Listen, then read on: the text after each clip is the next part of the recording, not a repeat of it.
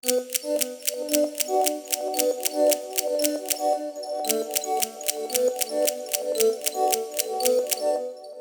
the EU is a sad moment for some British people. Many British politicians, policymakers, civil servants, ordinary citizens have spent a lot of their working life and their personal lives dedicating themselves to the project of European integration, or travelling around Europe and living in different places and trying to make Europe a better place. So it's a wrench for a lot of people, including for me personally. But on the other hand, actually, I think of this as just the beginning of a new relationship between the UK and the rest of Europe. We can't deny our geography. We may be leaving the EU, but we can't leave Europe. We're still only 22 miles from the continent. And all of the major reasons why we joined the EU project in the first place are still going to be there.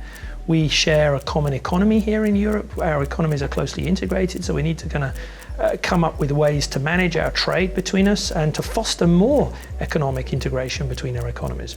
We have very integrated societies, and our universities, for example, are very integrated, and we're going to have to find ways to collaborate in our research and to exchange students and to find ways to allow people to move relatively freely backwards and forwards.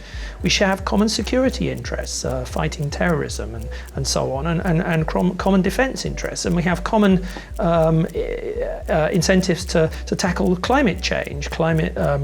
Pollution crosses borders, and Europeans and Brits have very similar views about how to tackle climate change. So all of these reasons, there will have to be a new relationship between the UK and the rest of Europe. And so I see that we're going to come to some sort of deal this year by the end of 2020, but that in a sense will be the beginning of a new relationship, and we're going to constantly have to keep returning to it to think about, should we be a little bit closer, should we be a little bit further away in some policy areas and others. And so I'm optimistic that together we will build a new and very prosperous relationship and healthy relationship between the UK and the rest of the EU going forward.